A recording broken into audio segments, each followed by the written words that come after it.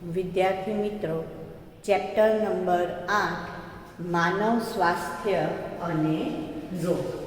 હવે એમાં આપણે લસિકા અંગો વિશે જોવાનું છે કે લસિકા અંગો કોને કહેવાય અને તેમનું શું કાર્ય છે.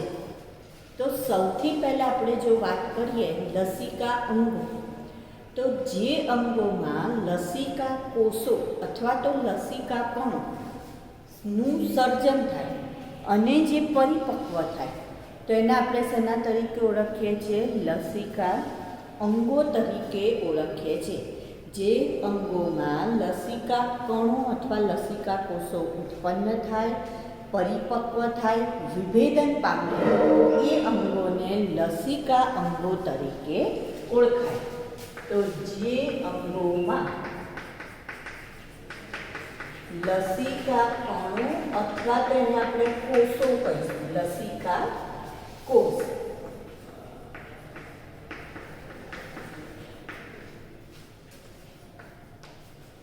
સર્જન પામે એટલે કે નિર્માણ પામે, પરિપક્વ થાય અને વિભેદીકરણ પામે. પરિપક્વ થાય અને વિભેદીકરણ પામે તેને લસિકા અંગો કહે છે. તેને શું કહેવાય? લસિકા અંગો કહેવાય. હવે એમાં બે પ્રકારના લસિકા અંગો જોવા મળશે: પ્રાથમિક લસિકા અંગો અને દ્વિતીય લસિકા અંગો. પ્રાથમિક લસિકા અંગો અને દ્વિતીય લસિકા અંગો. તો લસિકા અંગો કેટલા પ્રકારના છે? બે પ્રકારના છે. લસિકા અંગો કેટલા પ્રકારના થશે? બે પ્રકારના થશે. કયા કયા? તો પ્રાથમિક અને દ્વિતીય પ્રકારના લસિકા અંગો. પ્રાથમિક લસિકા અંગો અને દ્વિતીય પ્રકારના લસિકા અંગો. હવે આમાં જે પ્રાથમિક છે એની અંદર આપણે થાઇમસનો સમાવેશ કરીશું. પ્રાથમિક લસિકા અંગોની અંદર થાઇમસ અને અસ્થિમજ્જાનો સમાવેશ થશે. આમાં કોનો સમાવેશ થશે? તો અસ્થિમજ્જા અને થાઇમસ જે ગ્રંથિ છે એનો સમાવેશ થશે, જેને પ્રાથમિક અંગ તરીકે આપણે લસિકા અંગ તરીકે ઓળખીશું.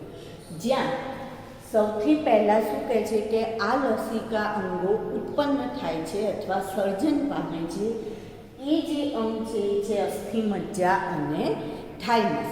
હવે જ્યારે આને મદદ કોણ કરે ઉત્પન્ન કરવામાં? તો કે દ્વિતીય અંગો મદદ કરે છે, જેમાં સમાવેશ થશે બરોળનો સમાવેશ થશે. પહેલું બરોળ, બીજું કાકડા, ત્રીજું લસિકા ગ્રંથિ. તો આ જે છે એ કેવા પ્રકારના છે? દ્વિતીય પ્રકારના અંગો છે. ચોથું એવું કહે છે કે જે નાનું આંતરડું છે એ નાના આંતરડામાં પિયર્સ નામનું નાના આંતરડામાં પિયર્સ ખંડિકાઓ આવેલી છે. નાના આંતરડામાં પિયર્સ ખંડિકાઓ. હવે આ ખંડિકાઓ શું છે? તો કે આ એ આંગળી જેવા પ્રવર્ધ જે આપણે કહીએ છીએ કે જેને રસાંકુ કહેવાય, ત્યાં ગાળે આવેલી ખંડિકાઓ જે શું કામ કરે? તો કે એ લસિકા અંગો તરીકેનું કામ કરશે અને જે પણ આપણે આ લસિકા કણો ઉત્પન્ન કરવામાં એ સહાય કરશે. આ બેને લસિકા કણો ઉત્પન્ન કરવામાં શું કરે છે? તો કે સહાય કરે છે. એના માટેનું એ સ્થાન પૂરું પાડે, એના માટે વિશાળ જગ્યા પૂરી પાડે અને અહીંયા આવશે આંત્રપુચ્છ, જેને એપેન્ડિક્સ તરીકે પણ આપણે ઓળખીએ છીએ. જેને પણ આપણે શેમાં ગણીએ છીએ? તો કે આ લસિકા અંગમાં આપણે ગણીએ છે. તો જેવા અહીંયા અસ્થિ મજ્જા અને થાઇમસમાં લસિકા કણો ઉત્પન્ન થશે તે બધા ક્યાં જતા રહેશે, ક્યાં સ્થાનાંતરિત થશે, તો કે દ્વિતીય અંગોમાં જશે અને ત્યાં પહોંચીને પછી એમના જે લક્ષ્યાંક અંગો હોય ત્યાં સુધી એ લોકો પહોંચી જતા હોય છે. તો જે અંગોમાં લસિકા કોષ અથવા લસિકા કણ સર્જન પામે, પરિપક્વ થાય, વિભેદીકરણ પામે એને લસિકા અંગ કહેવાય.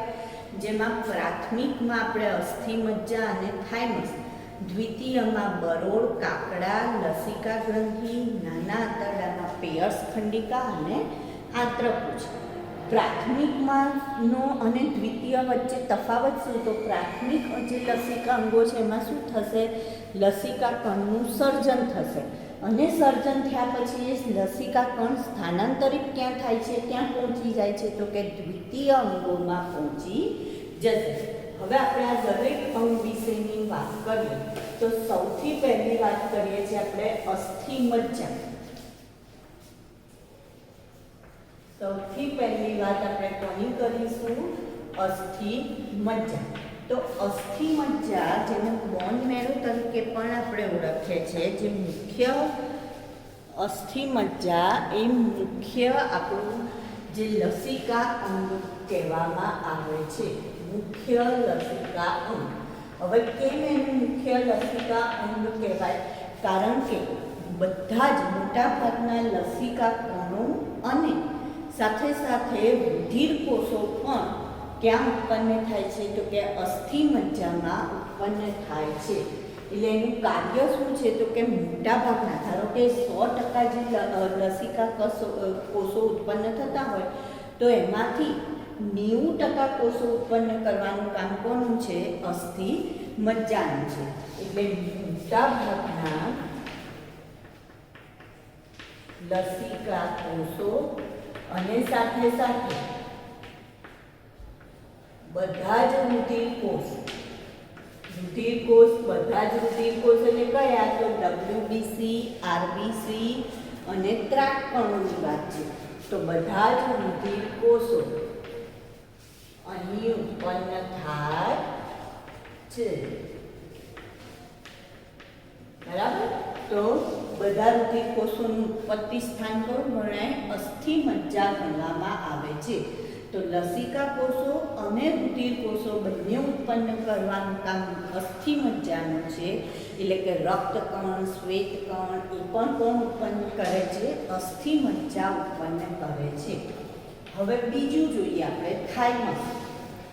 તો થાઇમસ જે છે એ એક પ્રકારની ગ્રંથિ છે. જે હૃદય છે ત્યાં આગળ જે અસ્થિ આવેલું હોય ઉરોસ્થિ કહેવાય છે. હૃદયની વચ્ચે જે અસ્થિ છે એ અસ્થિ આ રીતના બે ફેફસાની વચ્ચે ઉરોસ્થિ નામનું અસ્થિ છે. આ રીતના બે ફેફસા હોય એની વચ્ચે ઉરોસ્થિ નામનું અસ્થિ, અને એ અસ્થિની ઉપર આ થાઇમસ ગ્રંથિ આવેલી હોય છે. હવે જે થાઇમસ ગ્રંથિ છે એવું કહે છે કે જન્મ સમયે કેવી હોય? તો કે ખૂબ મોટી હોય. જન્મ સમયે ગ્રંથિ ખૂબ મોટી હોય, પણ જેમ જેમ વ્યક્તિ પુખ્ત બનતો જાય એમ આ ગ્રંથિ કેવી થતી જશે? તો કે એકદમ નાની બનતી જશે અને છેવટે મગનો દાણો હોય એટલી નાની એ ગ્રંથિ બની જતી હોય છે. કઈ ગ્રંથિની વાત કરી રહ્યા છે આપણે? થાઇમસ ગ્રંથિની વાત કરી રહ્યા છે. તો ક્યાં છે એનું સ્થાન? હૃદયની નજીક હોય છે. ક્યાં છે? હૃદયની નજીક, છાતીના અસ્થિની નીચે. હવે જન્મ સમયે કેવી હોય છે? તો કે જન્મ સમયે ખૂબ જ મોટી હોય છે. ધીરે ધીરે કેવી થતી જાય છે? નાની થતી જાય છે. હવે જે પણ લસિકા કોષો અહીંયા ઉત્પન્ન થયા એ પરિપક્વ બનવા ક્યાં જશે? તો કે થાઇમસમાં જશે. અને થાઇમસમાં જાય, જો આને બોન મેરો કહેવાય, તો અહીંયા જે પણ લસિકા કોષ ઉત્પન્ન થયા એ બી કોષ તરીકે ઓળખાશે અને જ્યારે પરિપક્વ થવા થાઇમસમાં ગયા તો થાઇમસનો ટી એટલે એના ઉપરથી એને શેના તરીકે ઓળખવામાં આવે છે? ટી કોષ તરીકે ઓળખવામાં આવે છે. તો બી સેલ્સ અને ટી સેલ્સ જે લસિકા કોષો છે કે જે આપણા માટે જે રોગ પ્રતિકારક શક્તિ અને જે એન્ટીબોડી બનાવવા માટે આ જવાબદાર છે. તો પહેલું બંને પ્રકારના કોષો બને છે ક્યાં? તો કે અસ્થિમજ્જામાં. પણ એમાંથી કેટલાક કોષો થાઇમસમાં જઈ પરિપક્વ થાય છે જેને શેના તરીકે ઓળખાય છે? ટી સેલ્સ તરીકે. અને જે અસ્થિમજ્જામાં જ રહ્યા એને શેના તરીકે ઓળખીશું? બી કોષ તરીકે ઓળખવામાં આવે છે. હવે અસ્થિમજ્જા તો એનો મતલબ અહીંયા આપણે એનું કાર્ય લખવું હોય તો આપણે શું લખીશું? ટી કોષને કેવા કરે છે? પરિપક્વ કરે છે. બરાબર. તો જો લસિકા કોષો ઉત્પન્ન થયા એમાંથી જે લસિકા કોષો અસ્થિમજ્જામાં રહી ગયા એને શું કીધું? બી કોષ. અને જે થાઇમસમાં પહોંચી ગયા એને શેના તરીકે ઓળખવામાં આવ્યા? તો કે એને ટી કોષ તરીકે ઓળખવામાં આવે છે. તો અસ્થિમજ્જા અને થાઇમસ જે મુખ્ય લસિકા અંગ તરીકે ઓળખવામાં આવે અથવા તો પ્રાથમિક લસિકા અંગ તરીકે ઓળખવામાં આવે. હવે આ જે બી સેલ અને ટી સેલ ઉત્પન્ન થયા એ ક્યાં પહોંચી જશે? તો કે એ પહોંચી જાય છે બરોળમાં. લસિકા ગ્રંથિ કાકડા જે આ શું છે? તો કે દ્વિતીય અંગો છે ત્યાં પહોંચે છે. તો હવે ત્રીજું આપણે લઈશું જે આવશે બરોળ. તો બરોળ જે છે એ વટાણાના દાણા જેટલી ગ્રંથિ હોય છે. કેટલી છે? એનું કદ કેટલું? તો કે વટાણાના દાણા જેટલું. કેટલા કદની હોય છે? વટાણાના દાણા જેટલું હોય છે એનું કદ આપણે એવું કહીશું. અને એનું મુખ્ય કાર્ય શું છે? તો એનું મુખ્ય કાર્ય છે પહેલું તો ઇરિથ્રોસાઇટ્સનું સંગ્રહ સ્થાન.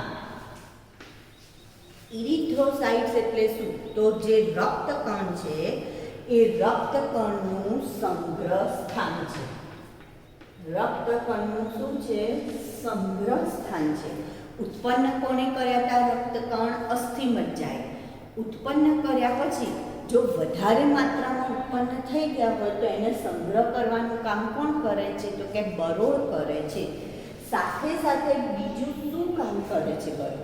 તો બીજું એવું કહે છે કે એ રુધિરમાં રહેલા જે સૂક્ષ્મજીવો છે એ સૂક્ષ્મજીવોને જકડી લે છે, પકડી લે છે અને એના દ્વારા રુધિરનું ગારણ કરવાનું કામ કરશે. એટલે શુદ્ધ કરવાનું કામ કરશે. રુધિરમાં જો કોઈ પણ પ્રકારના સૂક્ષ્મજીવ રહી ગયા હોય તો એ સૂક્ષ્મજીવોને ગારણ કરવાનું કામ કરશે. એટલે રુધિરમાં રહેલા સૂક્ષ્મજીવોને શું કરે છે?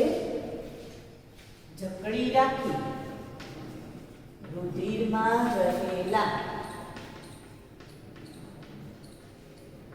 સૂક્ષ્મજીવને જકડી રાખી રુધિરનું એટલે પકડી રાખે છે. ઇન શોર્ટ રુધિરનું શું કરે છે? ગાળણ કરે છે. રુધિરનું શું કરશે? ગાળણ કરશે. બરાબર. આ કોનું કામ છે? બરોળનું કામ છે. કોનું કામ? બરોળનું. કેવી દેખાય છે બરોળ? તો કે વટાણાના મોટા દાણા જેટલી. કેટલી છે? વટાણાના મોટા દાણા જેટલી ગોળ એક ગ્રંથિ જે શું છે? દ્વિતીય લસિકા અંગ બરોળ. ઇરિથ્રોસાઇટનું સંગ્રહ સ્થાન એટલે કે રક્તકણનું સંગ્રહ સ્થાન. અને કોનું સંગ્રહ સ્થાન કહીશું આપણે? રક્તકણ. ઇરિથ્રોસાઇટ એટલે રક્તકણનું સંગ્રહ સ્થાન. અને રુધિરમાં રહેલા સૂક્ષ્મજીવને જકડી રાખી, પકડી રાખી રુધિરનું શું કરે છે? ગારણ કરે છે. પછી આપણે લઈશું લસિકા ગ્રંથિ. તો લસિકા ગ્રંથિનું કામ પણ એવું જ છે કે જે લસિકા અને પેશીય જળ છે એમાં રહેલા સૂક્ષ્મ જીવોને શું કરશે, પકડી લેશે અથવા ગાળી લેશે અથવા એ ખાઈ જવાનું કામ કરશે. તો લસિકા, ગ્રંથિ અથવા ગાંઠ એ લસિકા અને પેશીય જળમાં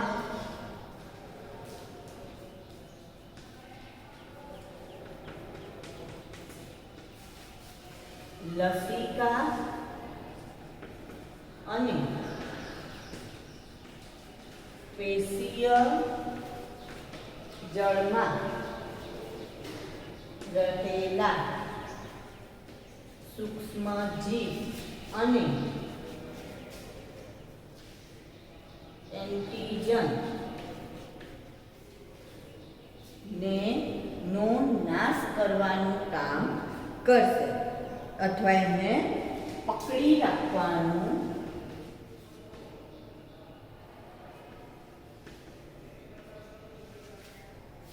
લસિકા અને જે પેશીય જળ છે એમાં જે પણ સૂક્ષ્મ જીવ અને એન્ટીજન એ હોય એને જકડી રાખે. હવે જ્યારે પકડી રાખશે અથવા તો જકડી રાખશે ત્યારે શું થશે, તો એના કારણે લિમ્ફોસાઇટ્સ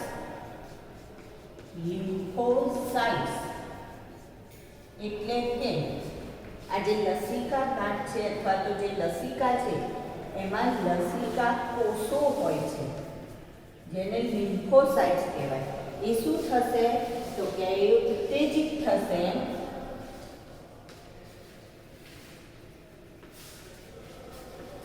અને એન્ટીજન સામે શું આપશે, પ્રતિચાર આપે. બરાબર, એ ઉત્તેજિત થયા લિમ્ફોસાઇટ્સ એટલે ઉત્તેજિત થઈ એન્ટીજન સામે શું આપશે, પ્રતિચાર આપશે. તો આ રીતના એન્ટીબોડી સર્જવામાં એણે શું કર્યું, લસિકા ગાંઠે મદદ કરી. તો લસિકા અને પેશીય જળમાં રહેલા સૂક્ષ્મજીવ અને એન્ટીજનને પકડી રાખે, જેના કારણે લિમ્ફોસાઇટ્સ જે છે ઉત્તેજિત થશે અને એન્ટીજન સામે શું આપશે, પ્રતિચાર.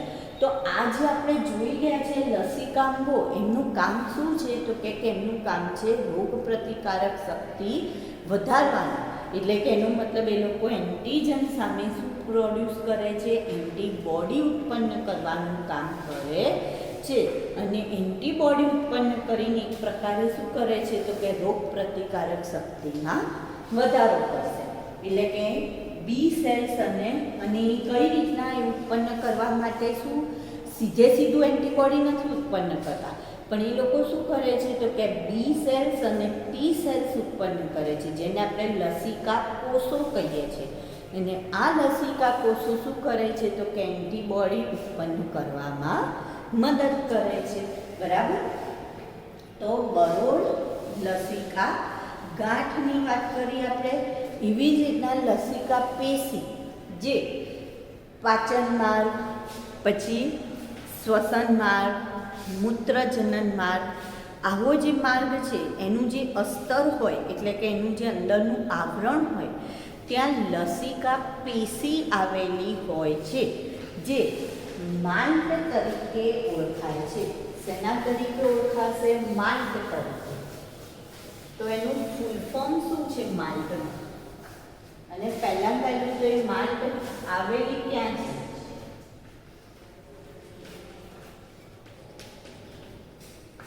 તો આ એક પ્રકારની શું છે, તો કે લસિકા પેશી છે, જેને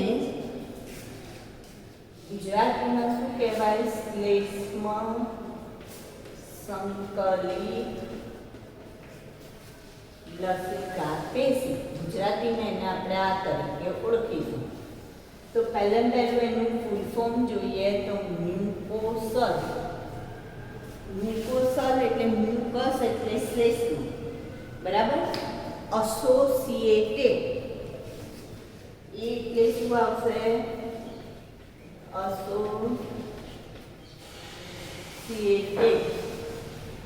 એડ લસિકા, તો લસિકા એટલે લિમ્ફોઇડ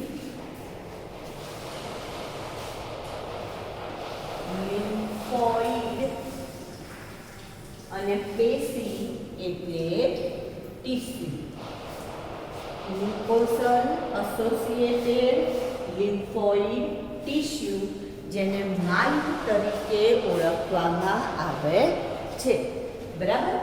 એનું ગુજરાતી શું છે? શ્લેષ્મ સંકલિત લસિકા પેશી. માનવ શરીરની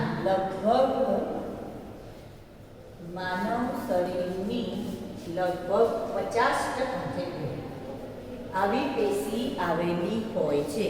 જે માનવ શરીર છે એની લસિકા પેશીનું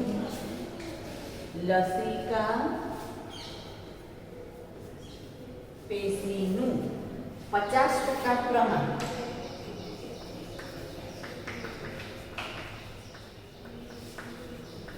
આ પેશી છે. બરાબર. જેટલી પણ લસિકા પેશી છે એમાં 50% કોણ છે? માલ્ટ હોય છે. અને ક્યાં જોવા મળે છે? એ કયા ભાગે જોવા મળશે? તો શ્વસનમાં, પાચનમાં અને મૂત્રજનન માર્ગના અસ્તરમાં. મૂત્રજનન માર્ગના અસ્તરમાં એટલે કે અંદરના ભાગે આ લસિકા પેશી જોવા મળશે. તો જો એ ચિકાસના કારણે શું થશે? તો ત્યાં એ ચોંટેલી રહેશે પેશી. બીજું, જે આની ત્વચા છે એને નુકસાન થતું નથી. અને ત્રીજું, ત્યાંથી જ્યારે ધારો કે શ્વસનમાં તો હવા પસાર થાય તો આમ શ્લેષ્મના કારણે સૂક્ષ્મજીવો ત્યાં ચોંટી જાય અને હવાને શું કરશે? શુદ્ધ કરીને આગળ પસાર થવા દેશે. ખોરાક તો એને પણ શુદ્ધ કરીને આગળ મૂત્રજનનમાં. તો એ જ રીતના આ લસિકા પેશી પણ આ રીતના જ રોગ પ્રતિકારક શક્તિ માટે જવાબદાર છે. તો આપણે લસિકા અંગોમાં પ્રાથમિક અને દ્વિતીય પ્રકારના લસિકા અંગોની વાત કરી. હવે આગળ આપણે રોગની વાત આવે છે. એમાં મુખ્ય 2 રોગ વિશે વાત કરવાની છે. એમાં પહેલો રોગ છે એડ્સ વિશે વાત કરવાની છે. અને બીજો રોગ છે કેન્સર. તો પહેલા આપણે એડ્સ વિશેની વાત કરીએ. 1981માં સૌથી પહેલા એડ્સનો દર્દી મળ્યો હતો. 1981માં. અને ત્યાર પછી ધીરે ધીરે એ દર્દી બધે મળતા ગયા. બરાબર. પહેલાં 1981માં મળ્યો અને ત્યાર પછી જુદી જુદી જગ્યાએ મળતા ગયા અને 25 વર્ષની અંદર તો એટલા બધા દર્દી વધી ગયા અને એમાં પણ 25 મિલિયન લોકો તો મૃત્યુ પણ પામી ચૂક્યા છે ત્યાં સુધીમાં. બરાબર. તો પહેલું તો આનું ફૂલ ફોર્મ શું છે? એડ્સનું ફૂલ ફોર્મ જો આપણે જોવું હોય તો એક્વાયર્ડ ઇમ્યુનોડેફિશિયન્સી સિન્ડ્રોમ, આ એનું ફૂલ ફોર્મ છે. હવે આમાં એક્વાયર્ડ ઇમ્યુનો એટલે કે જે તમારામાં ઇમ્યુનિટી રોગ પ્રતિકારક શક્તિ છે એની શું છે? ડેફિશિયન્સી એટલે ઉણપ છે. જ્યારે રોગ પ્રતિકારક શક્તિમાં ઘટાડો થાય અથવા ઉણપ આવે ત્યારે આ રોગ લાગુ પડતો હોય છે. અને સિન્ડ્રોમ એટલે લક્ષણોનું જે ઝૂમખું અથવા લક્ષણો એક કરતાં વધારે લક્ષણો જોવા મળે એને આપણે શેના તરીકે ઓળખીએ છીએ? સિન્ડ્રોમ તરીકે ઓળખીએ છીએ. તો એક્વાયર્ડ ઇમ્યુનોડેફિશિયન્સી સિન્ડ્રોમ જે શેના દ્વારા થાય છે? તો કે HIV વાયરસ દ્વારા થાય છે. હ્યુમન ઇમ્યુનોડેફિશિયન્સી વાયરસ જે રિટ્રોવાયરસ છે. કયા વાયરસ છે? રિટ્રોવાયરસ. રિટ્રોવાયરસનો મતલબ શું થશે? કે જેનામાં જનીન દ્રવ્ય તરીકે શું આવેલું છે? DNA નહીં, પણ શું આવેલું છે? RNA આવેલું છે. જનીન દ્રવ્ય તરીકે આરએનએ આવેલું હોવાથી એને શેના તરીકે ઓળખાય છે? રિટ્રોવાયરસ તરીકે ઓળખાય. હવે આ શું કરશે? પહેલાં આપણે એની વાત કરીએ કે જ્યારે પણ કોઈ પણ મનુષ્યના શરીરમાં આ દાખલ થાય છે, એચઆઈવી દાખલ થાય, તો એ સૌથી પહેલાં મેક્રોફેજ નામના જે કોષો છે એના ઉપર એટેક કરશે. કોના ઉપર એટેક કરશે? મેક્રોફેજ. હવે જ્યારે મેક્રોફેજ ઉપર એટેક કરે અથવા તો એમાં દાખલ થાય અને આ જે એનું જનીન દ્રવ્ય આરએનએ હતું એને શેમાં ફેરવી દેશે? ડીએનએમાં ફેરવી દેશે. જો કેવી એની કામગીરી છે જોવા જેવી છે. આરએનએને એ ડીએનએમાં ફેરવી દેશે એટલે કે વાયરલ ડીએનએ બનશે. વાયરલ ડીએનએ મેક્રોફેજના ડીએનએ સાથે જોડાઈ જશે અને જોડાઈ ગયા પછી એની કોપી બનાવશે એટલે સ્વયંજનન કરીને એની કોપી બનાવશે અને વાયરસની સંખ્યામાં વધારો કરશે. આવી રીતના વધારો કરવાના કારણે મેક્રોફેજ ઉપર એ વારે હુમલો કરશે અને ટી હેલ્પર સેલ જે છે મદદ કરતા ટી કોષો છે કે જે એન્ટીબોડી ઉત્પન્ન કરવામાં મદદ કરે છે. આ મદદ કરતા એટલે શેમાં મદદ કરશે? તો બી કોષોને એન્ટીબોડી ઉત્પન્ન કરવામાં મદદ કરતા જે ટી સેલ હતા એ ટી સેલને મદદ કરતા ટી સેલ્સ કહેવાય. મદદ કરતા ટી કોષ. તો આના ઉપર હુમલો કરશે અને એમની સંખ્યામાં ધીરે ધીરે શું કરતું જશે? ઘટાડો કરતું જશે. મદદ કરતા ટી કોષોની સંખ્યા ઘટતી જશે એટલે ધીરે ધીરે એન્ટીબોડી ઉત્પન્ન થવાનું ઘટી જશે અને જો એન્ટીબોડી ઉત્પન્ન થવાનું ઘટી જાય તો એનો મતલબ રોગ પ્રતિકારક શક્તિમાં શું થશે? ઘટાડો. જેના કારણે આ વાયરસનો હુમલો જે થયેલો છે એ વાયરસ ચડી બેસે છે અને પોતાની અસર દર્શાવવાનું શરૂ કરશે. એવી જ રીતના એના કારણે એ બીજા રોગોને પણ આમંત્રે છે. બીજા વાયરસને, બીજા બેક્ટેરિયાને, જેમ કે ટીબીના બેક્ટેરિયાને, માઇકોબેક્ટેરિયમ ટ્યુબરક્યુલોસિસ બોલાવે છે. બરાબર? તો એના કારણે શું થશે? તો કે એવી વ્યક્તિને ટીબી ચાલુ થઈ જશે, ટીબીનો રોગ લાગુ પડી જશે. તો આવું ટીબી થશે એ પછી એને બીજા ઘણા રોગો થતા હોય છે. ન્યુમોનિયા થવા લાગે, એનું શરીર એકદમ ઘટી જાય, વજન એકદમ ઉતરી જાય, તાવ આવે, ઝાડા થાય. તો આ એના લક્ષણો છે કે જેના કારણે એનું રોગ પ્રતિકારક શક્તિમાં ઘટાડો થતો જશે અને ધીરે ધીરે વ્યક્તિ શું થાય છે? તો કે મૃત્યુ પામે છે. તો આ જે એચઆઈવી વાયરસ છે કઈ રીતના શરીરમાં પ્રવેશી શકે છે? જુદા જુદી રીતના પ્રવેશી શકે છે. સૌથી પહેલું એવું કહે છે કે આપણને ખબર છે કે આ કેવા પ્રકારનો રોગ છે? તો કે કેમ? હા, ચેપી વ્યક્તિ સાથે જાતીય સંબંધ બાંધવાથી ફેલાતો રોગ છે. તો રોગનું વહન કઈ રીતના થશે?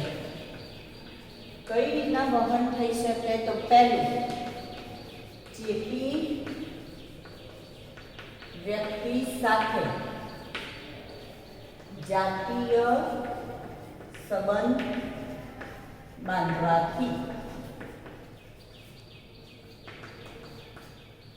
બીજું શું કહે છે કે જ્યારે રુધિરાધાન કરવામાં આવે છે એટલે કે બ્લડ ચડાવવામાં આવે છે અને જો ધ્યાન રાખવામાં ના આવે કે કેવી વ્યક્તિનું બ્લડ ચડાવવામાં આવેલું છે તો એના કારણે પણ થઈ શકે છે. એટલે દૂષિત રુધિર અને તેની નિપજો દ્વારા. દૂષિત રુધિર અને તેની નિપજો.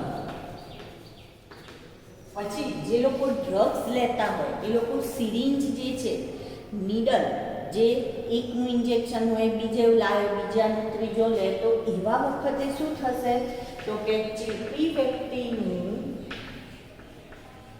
વ્યક્તિના સિરિંજ અથવા નીડલનો ઉપયોગ તરીકે એનો ઉપયોગ કરવામાં આવે છે, બરાબર.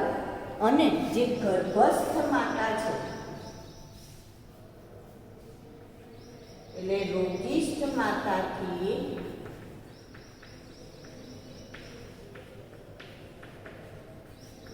ગર્ભસ્થ શિશુને થઈ શકે છે. એનું જે બાળક હોય એ બાળકને પણ આ રોગ લાગુ પડી શકે છે. તો આ રોગનું વહન થઈ શકે છે. એટલે જ્યારે પણ રુધિરાદાન એટલે કોઈને પણ બ્લડ ચડાવવાનું હોય તો એના માટે સૌથી પહેલાં ચેક કરી લેવું પડે કે ભાઈ આમાં એની અંદર HIV વાયરસ તો નથી ને, એટલે ખાસ ચેક કર્યા પછી જ કોઈને પણ બ્લડ ચડાવી શકાય. હવે એની કાર્ય પદ્ધતિ જો આપણે જોઈએ તો સૌથી પહેલાં એની કાર્ય પદ્ધતિમાં શું કહે છે કે આ જે વાયરસ છે HIV વાયરસ એ પોતે કયું જનીન દ્રવ્ય ધરાવે છે તો કે RNA જનીન દ્રવ્ય ધરાવે છે. કયું જનીન દ્રવ્ય?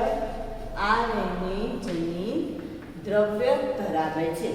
હવે જ્યારે એ કોઈ પણ પ્રાણીના શરીર પર હુમલો કરશે અને એના શરીરમાં દાખલ થશે, આ પ્રાણી કોષ છે અને એમાં પણ ખાસ કરીને કોના ઉપર, કયા સેલમાં દાખલ થશે? મેક્રોફેજમાં દાખલ થશે. ત્યારે રિવર્સ ટ્રાન્સક્રિપ્ટેઝની મદદથી આ જે RNA છે એ રિવર્સ ટ્રાન્સક્રિપ્ટેઝ નામનો ઉત્સેચક છે. રિવર્સ ટ્રાન્સક્રિપ્ટેઝ. જો ટ્રાન્સક્રિપ્શન થવું એટલે DNA માંથી mRNA બનવું, DNA માંથી mRNA બનવું તો ટ્રાન્સક્રિપ્શન. રિવર્સ ટ્રાન્સક્રિપ્ટેઝ એટલે શું થશે? રિવર્સ ટ્રાન્સક્રિપ્શનમાં RNA માંથી DNA બનવું. તો રિવર્સ ટ્રાન્સક્રિપ્ટેઝ ઉત્સેચકની મદદથી આ જે વાયરલ RNA હતું એ શેમાં ફેરવાઈ જાય છે તો કે DNA માં ફેરવાઈ જશે. તો આ વાયરલ RNA હતું હવે શું બની જાય છે તો કે વાયરલ DNA બને છે. વાયરલ DNA બની ગયું, બરાબર. એ વાયરલ DNA એ આ જે મેક્રોફેજ છે અથવા તો જે યજમાન છે એ યજમાનના DNA સાથે શું કરશે? જોડાઈ જશે. તો આ બે જોડાવાથી એટલે અહીંયા કોઈ એક જગ્યાએ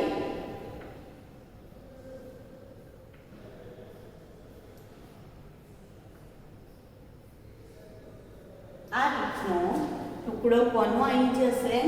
વાયરલ DNA નો આવશે અને અડધો ટુકડો કોનો છે તો કે યજમાન DNA નો ટુકડો છે.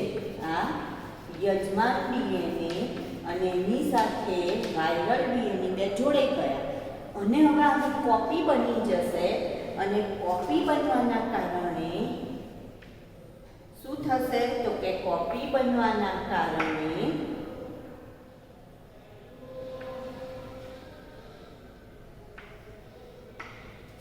કોપી જે બને છે એમાં પછીથી વાયરલ DNA આપણને પ્રાપ્ત થશે. આ શું થશે? આની વાયરલ DNA ની કોપી બનતી જશે અને DNA ફરી પાછું શેમાં ફેરવાઈ જશે તો કે RNA માં ફેરવાઈ જશે. એટલે કે નવા વાયરસ આ જે DNA છે એમાંથી શૃંખલાઓ શું થતી જશે? છૂટી પડતી જશે. આ રીતના શૃંખલાઓ છૂટી પડતી જશે અને હવે એમણે શેનું નિર્માણ કર્યું તો કે વાયરલ RNA નું નિર્માણ કર્યું. ટ્રાન્સક્રિપ્શન થયું. ટ્રાન્સક્રિપ્શન થવાથી શું થશે? અને આપણે ટ્રાન્સક્રિપ્શન કહીએ છીએ. ટ્રાન્સક્રિપ્શનમાં શું થશે? DNA નું શેમાં રૂપાંતરણ થશે?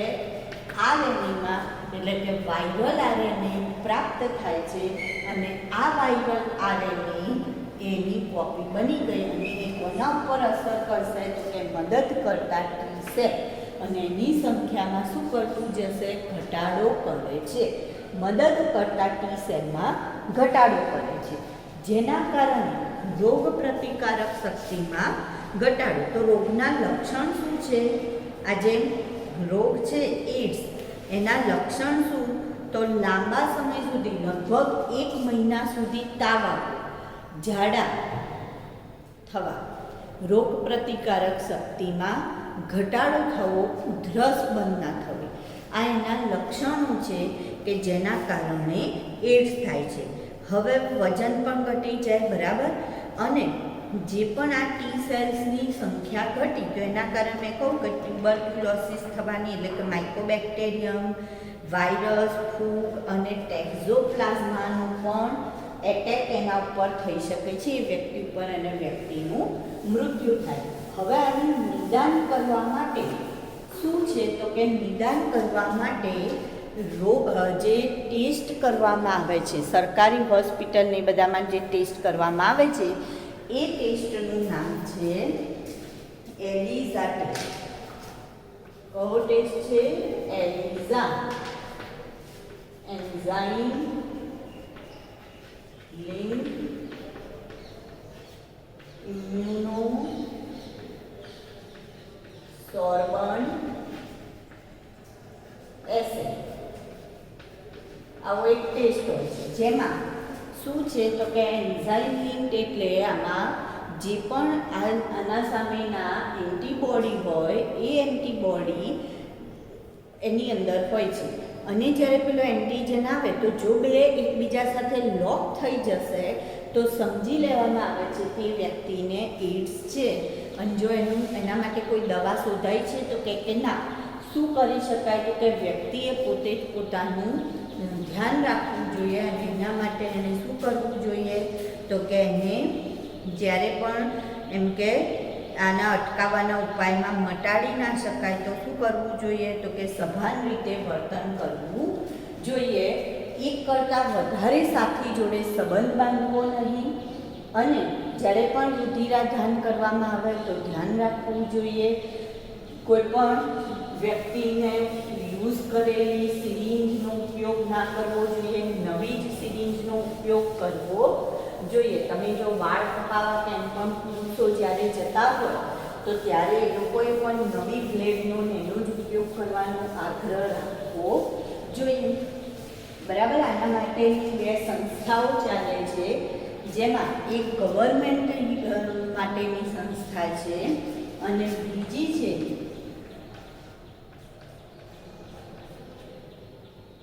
બીજી સંસ્થા જે છે એ ગવર્મેન્ટ માટે ગવર્મેન્ટ થ્રુ કામ નથી કરતી. અને એના ઉપરાંત WHO જે છે, વર્લ્ડ હેલ્થ ઓર્ગેનાઇઝેશન, એ લોકો પણ આના માટે કામ કરતા હોય છે. તો અહીંયા આપણે જોઈએ તો આમાં જે છે NACO, national AIDS control organisation, aid control organisation જે જનજાગૃતિ લાવવા માટેના પ્રયત્નો કરતી હોય છે. બીજી જે સંસ્થા બીજામાં આવશે WHO, વર્લ્ડ હેલ્થ ઓર્ગેનાઇઝેશન. અને ત્રીજી છે NGO, નોન ગવર્મેન્ટ